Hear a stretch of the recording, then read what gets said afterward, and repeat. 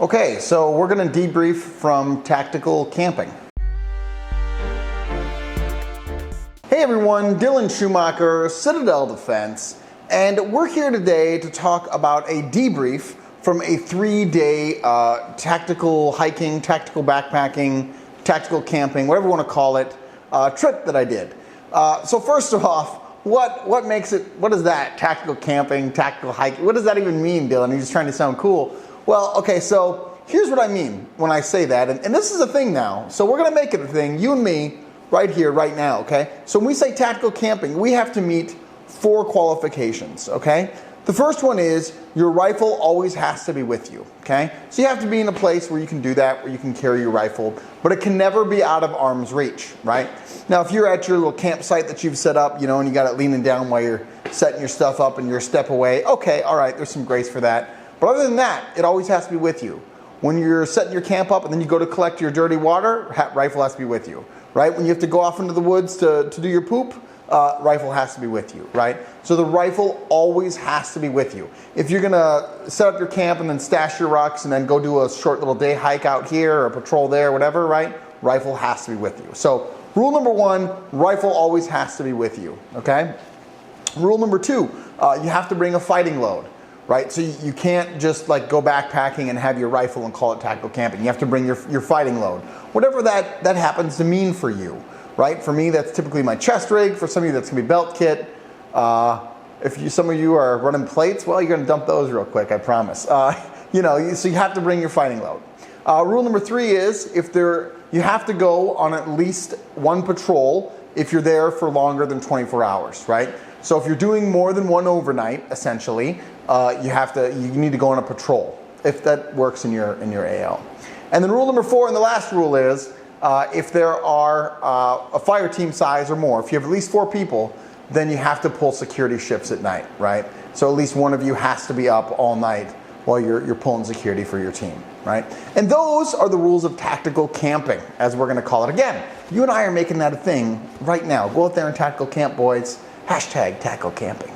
Anyways, so those are the qualifications. And the purpose of that, right, is to allow you to, 1, have fun, having fun's important, and 2, to be able to practice a few practical skills and teamwork and communication in a more, we're gonna call it austere environment. I mean, I know it's not really that, but out in the wilderness, right? Like to be able to practice that, to be able to put all your stuff on, all your kit, load it in and figure out, well, hey, how would I make this work? Right? Like what gear do I really need to make it for 3 days and 3 nights? Like what do I need to bring? What do I need to not bring? Where can I cut weight? What did I cut that I wish I wouldn't have, right? Like those kinds of things, right? How do you pack food for 3 days? If you've never done that before, you might be wondering that, right? So this video here is going to serve as a debrief from my experience. So I went to somewhere in Arkansas, northern Arkansas, and we were in the wilderness for 3 days and 3 nights, okay? Got in on a Thursday, hiked out on a Sunday, okay? And so Thursday night, Friday night, Saturday night, and then all the days in between there, right?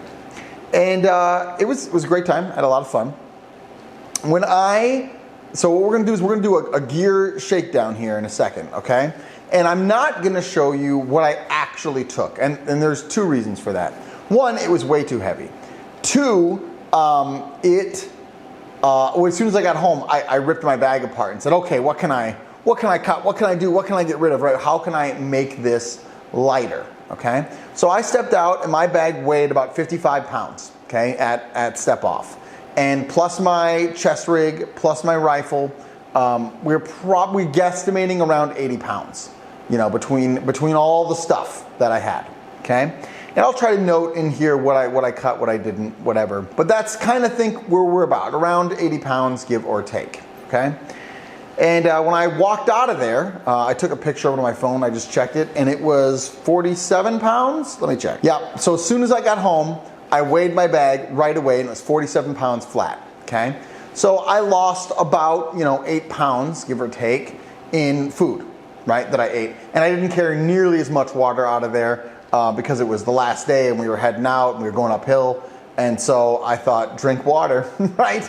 I'm not going to refill all my water to top it off because I'm trying to get out of here and get up this hill. So I was trying to cut weight there too as much as I could. With that kind of as the, and oh, sorry, one more thing here. So on the hike out, it was like 3 miles, a little over, and it was pretty much uphill the whole way. I mean, there were some flat areas or whatever, but I mean, we did like 1,200 feet in elevation climb that day.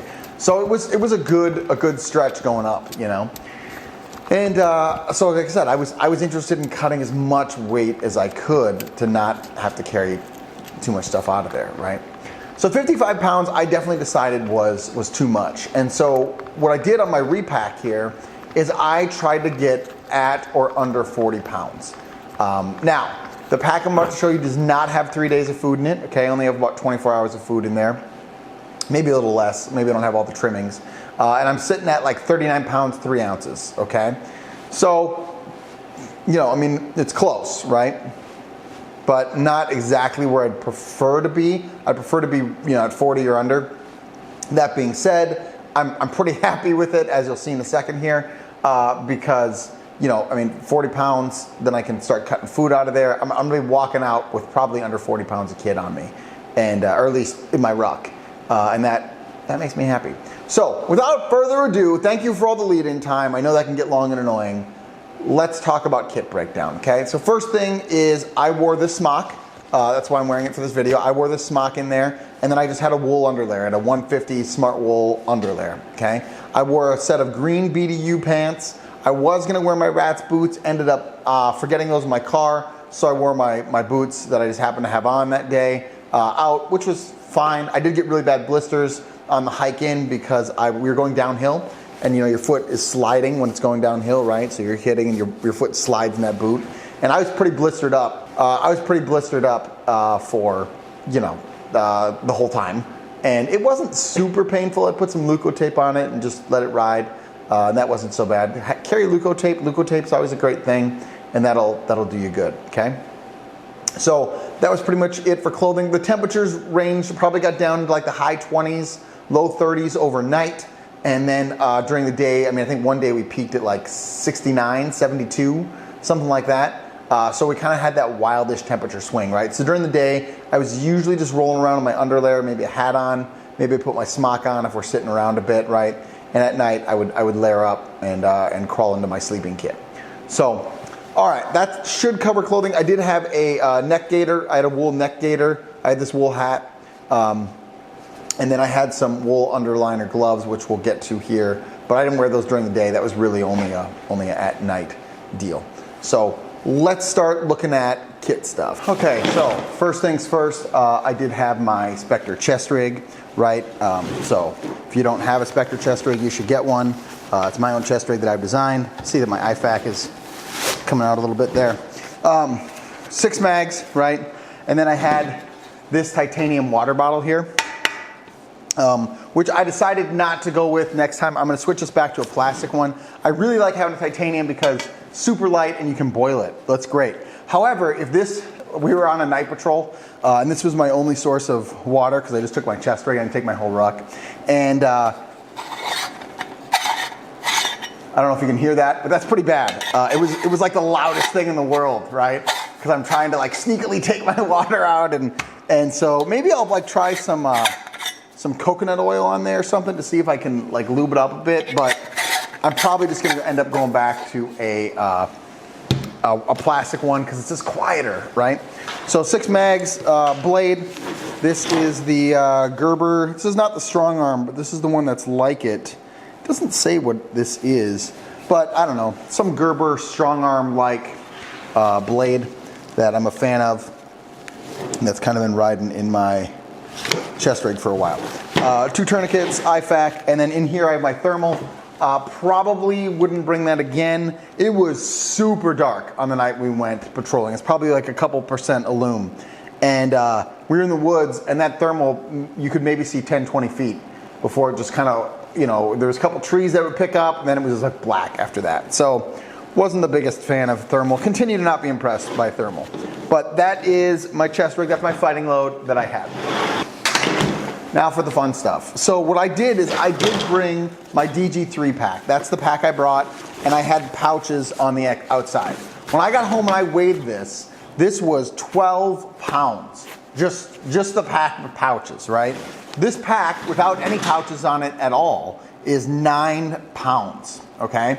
So, not light. And that's, I mean, it's got an external frame, like it's beefy, 55 liters, which is great. The volume is pretty good. But even then, I had a pouch here, I had 2 on the outside, and then I had another one here. And it just took up a lot of room, So I decided that I needed to not do that because, again, 55 pounds, I just decided was too much. So my goal when I got back was 40 pounds or less. And that is what I have here, okay? Now, this includes my ballistic helmet, okay? And this includes my bivy bag on the bottom here, which I did not bring a bivy bag on this trip. I'll show you what I had for sleep kit, but I didn't bring a bivy bag. But this 40 pounds right now includes the bivy and includes the ballistic helmet. I did bring the ballistic helmet on my trip. So, again, that was in my 55 pounds. But 40 pounds to me is that magic number. Because if you can be at 40 pounds, man, that feels light. Like, it really doesn't feel that bad to ruck around with 40 pounds on. Again, you got to remember, it's plus kit, right? Plus your rifle, plus your chest rig, your fighting load. So this is 40 pounds. Now, before we dig into this too much here, the one thing I will say too is I'm really happy how this bag turned out. This is the Bongo Gear Mark II. By the way, I've done a video on this already, but the Bongo Gear Becker pack, very big fan of this pack. I think it's super cool. I think it's really well designed. Big fan of it. I just, in this case, I happen to wish it just had a slightly bigger internal compartment. All the other pouches could stay the same, just slightly bigger internal compartment. But that's me. That's not what we're here to talk about, okay? So anyway, one of the things I'm proud of is that I left these 2 pouches open. So there's one here and one here. So I could bring more mags in this loadout, right? Like if I had to do this for realsies, again, that's going to push me over 40 pounds. But if I could stuff 3 mags, I can fit 3 mags in each one of these. That gives me a full loadout, a full loadout changeover, right? So I can replace all the mags in my chest rig. And if I was actually going out to do some gangster stuff or whatever, right, I'm going to burn ammo, so that will lighten up. And then I'll put the empties back in here, replace the full ones on my chest rig. You know how that works, okay? The other thing that I'm proud of is I was able to leave this pouch over here completely empty, so that when it comes time to plus us up for 3-day food, I got room. I got room to stuff a bunch of food in here. And I think between what I have in here and this empty pouch, I could make 3 days of food in here. And if I wasn't bringing more mags, I could stuff little snacky items or sunglasses or whatever up here too, okay? So again, pretty proud how this turned out. So first thing, ballistic helmet. I just have this. I will try to show you how I have this in here. I came up with this today actually, and this worked out. But I just took some shock cord and then those little things that pop out of the ears or out of the mounts here. There's little clips that clip in here. I honestly don't know what those are for, but I'm using them as tie downs, so they actually work really great for this application. I've never used those for anything real in my life. You probably know what those are, but I don't know what those are. I've never used them for anything.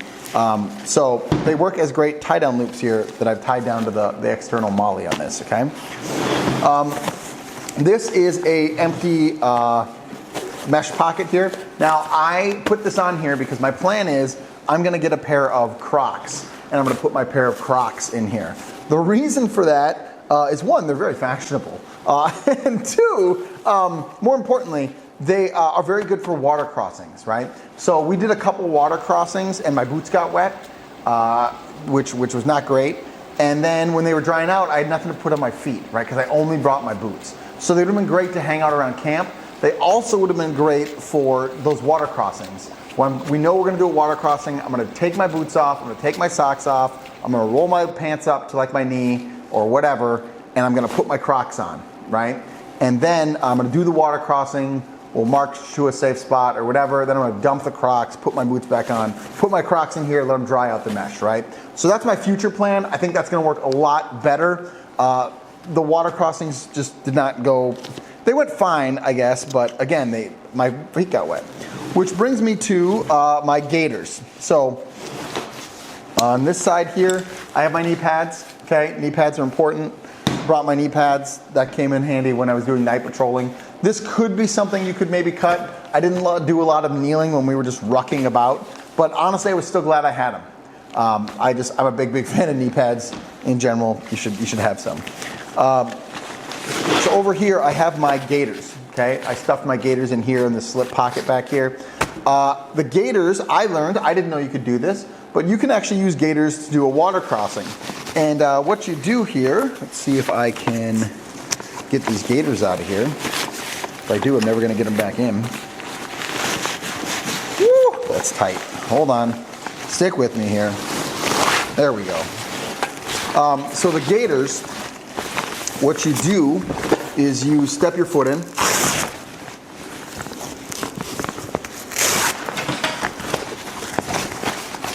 So your heel goes back here, your heel goes back here, right?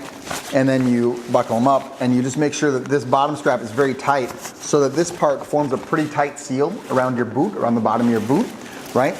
And then mine don't have this, but like one of my buddies had like a strap up here with an internal kind of rubber seal, and then it sealed the top of his leg as well. So when water got higher than the Gator, it didn't dump in his leg and then soak his boots. Mine don't do that, I found out. So mine conceals the bottom pretty well, but the moment that water gets over the Gator, it's dumping in, it's all going to my boot. So that was less than ideal. We learned some lessons there. Like if I had a pair of Gore-Tex pants on, I bet you that would have solved that, right? But I didn't. So water came right over the Gator, through my pants, directly into my boots, right? And that's where I learned that. But Gators, super helpful, super important.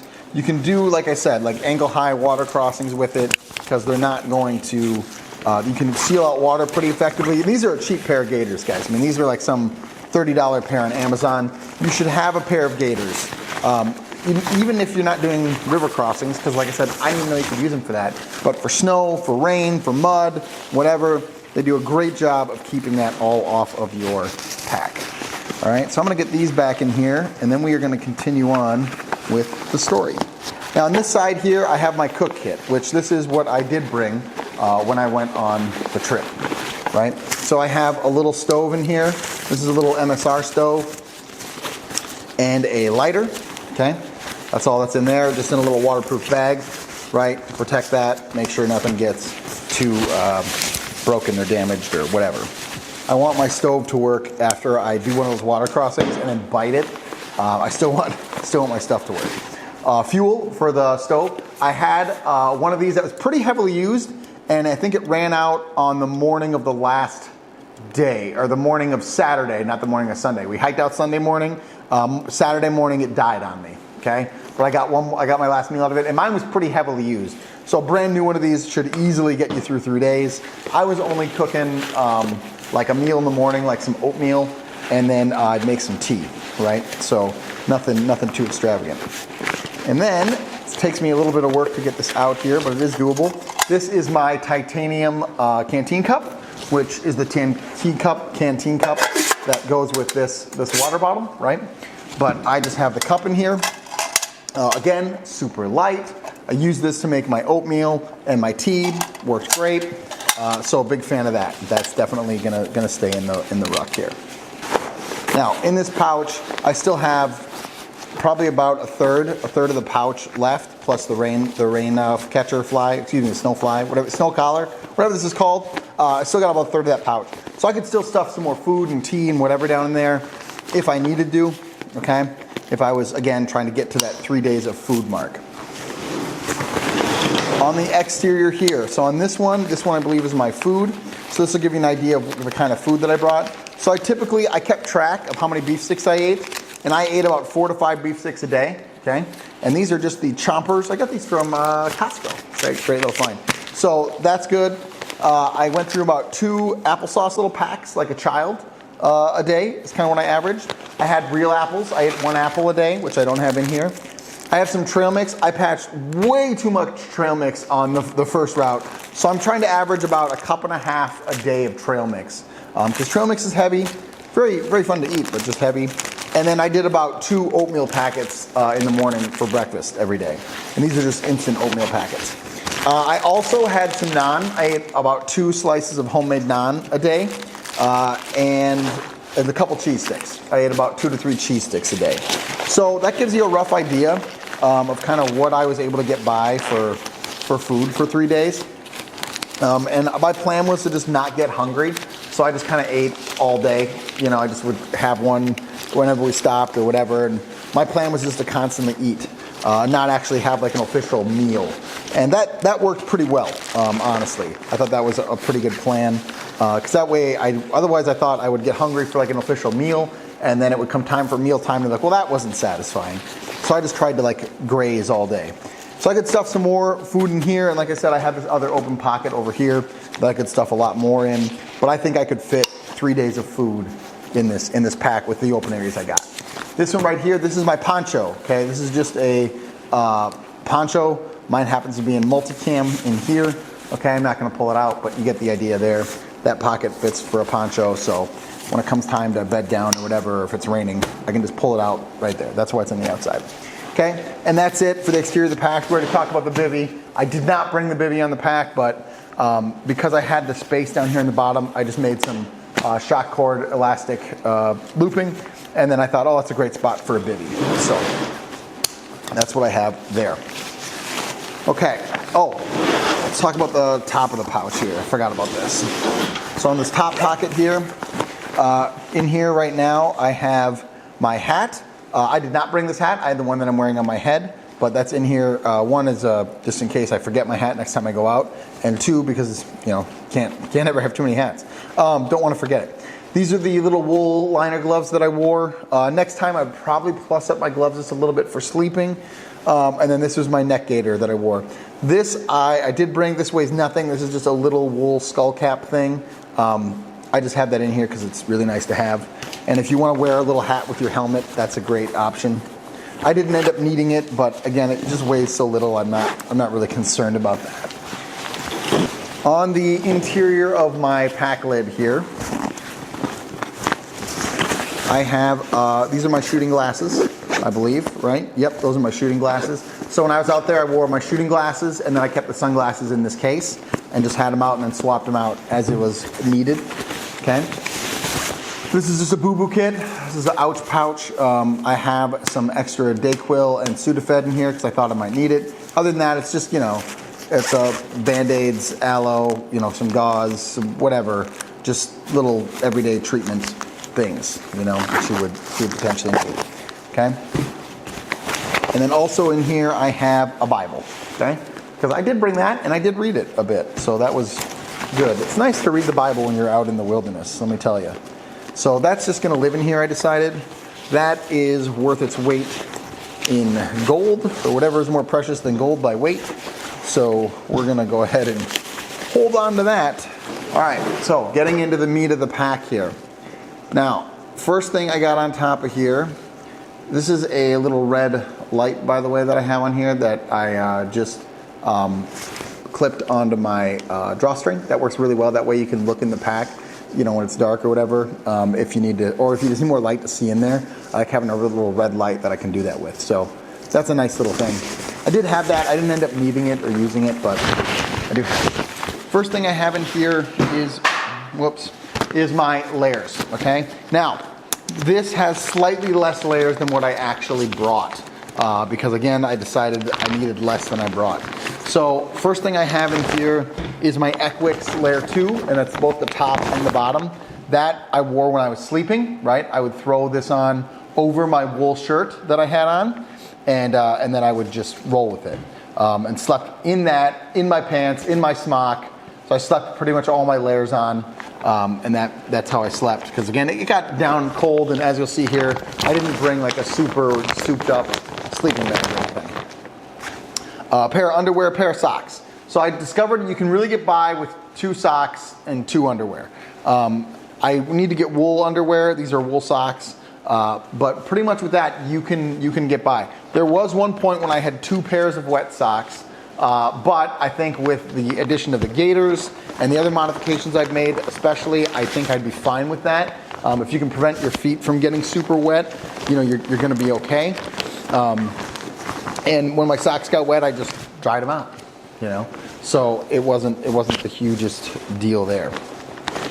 But that's all I would bring for clothing layers on this at this point for the next go around, because that's really all I used, and I found that I could really just get away with that. Okay, now this bag is probably the most important bag, because this is all like the little stuff of things that you need, right? So I just put this all in a pullout of important things that I need. So for example, my red headlamp was not in here, it was sitting on my floor and I just grabbed it. That needs to go in here. This is my 4x6 Right in the Rain notepad, right? That needs to go in here. We sell Right in the Rain notepads, by the way, on the website if you're interested in that. Then a bunch of other little things, right? So I had a little fire kit in here. We ended up starting a fire. That was nice to have. Another lighter that just rode in my pocket the whole time. The lid for my canteen cup. Some butt wipes, biodegradable butt wipes. Those are very important. Titanium spoon. Use that obviously every time I ate. This is full of batteries. You know, again, if my optics go down or whatever. Now, I did have an extra set of AA's in here, but the only thing that takes AA batteries is my night vision.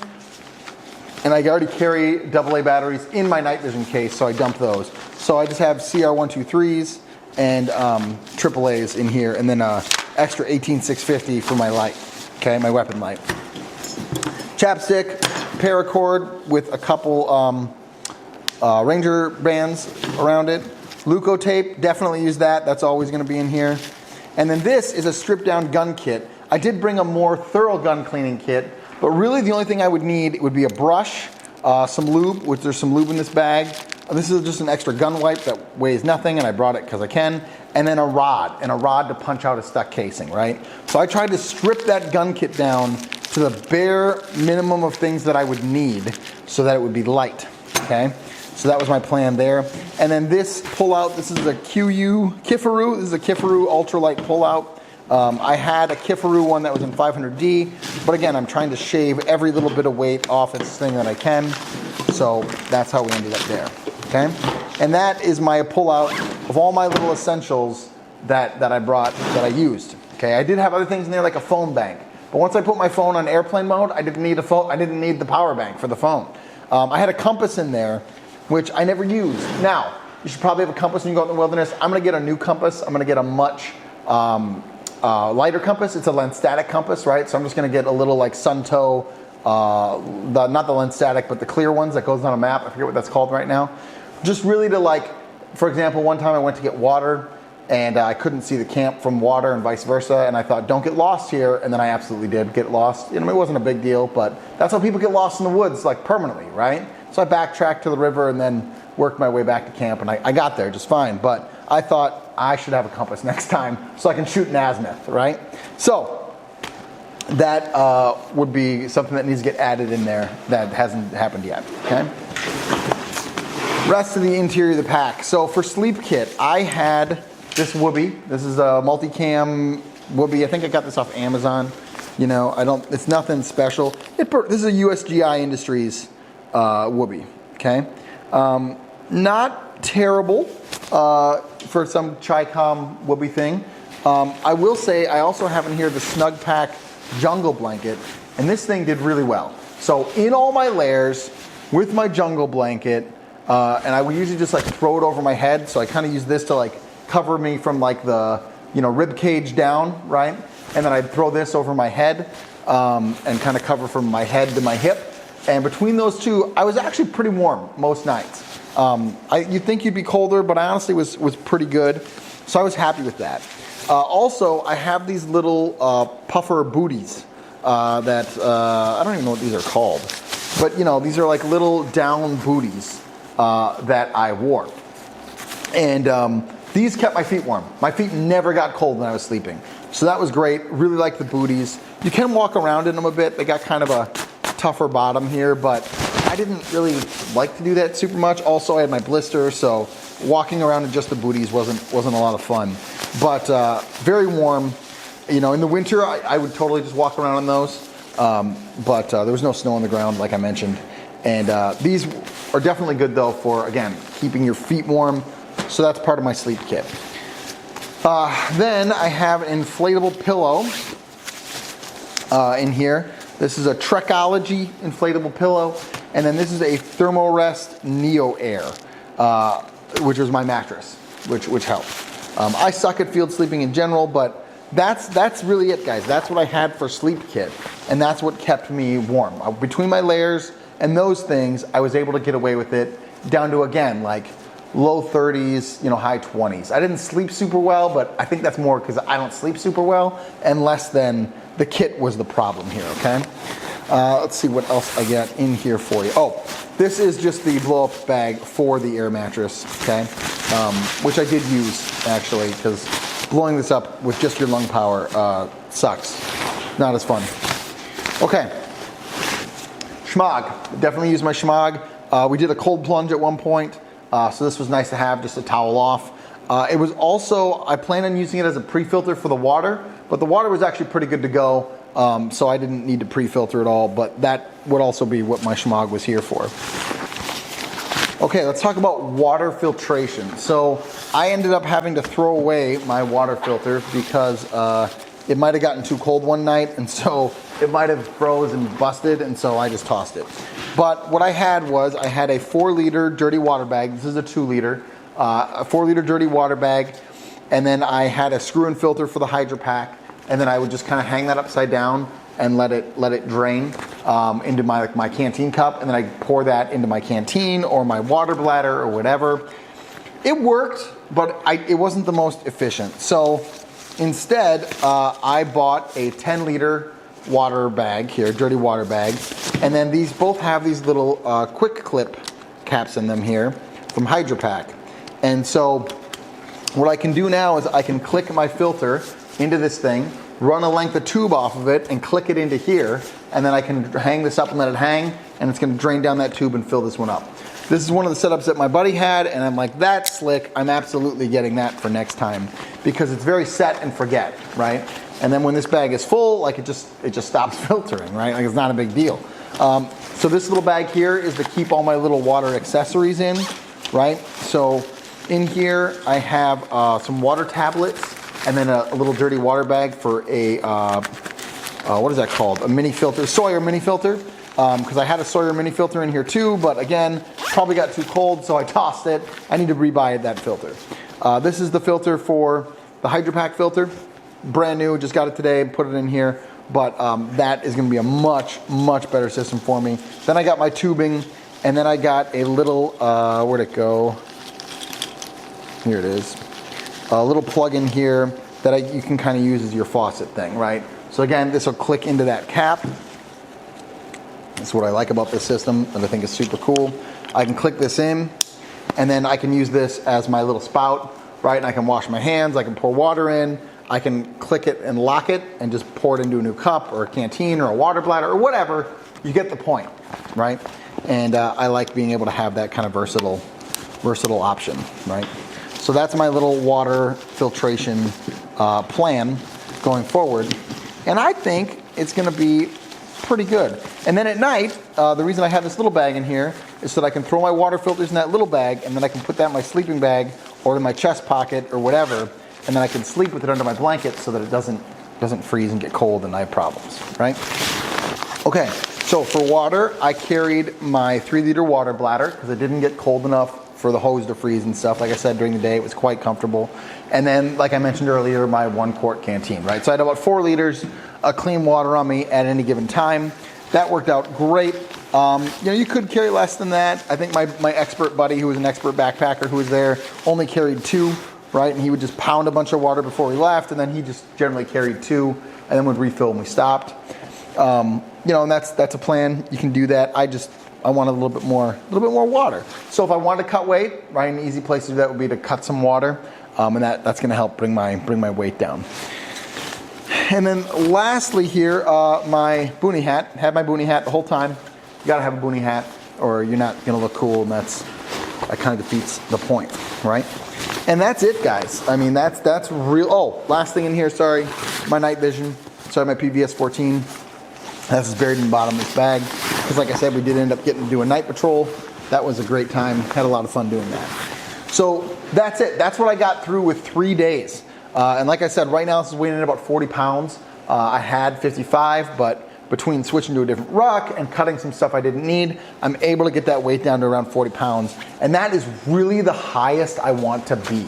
I don't want to be higher than that because, like I said, it's just going to wear on you. And so that'd be my recommendation to you. Cut that sucker to 40 pounds, boys, and really, really whittle it whittle it down. So I hope this is helpful. Hope this gives you some good ideas. Do some tactical camping for us, boys. Get out there. Get in the tactical camping game. It's going to be a lot of fun. We're going to be better, more efficient Minutemen. Do brave deeds and endure.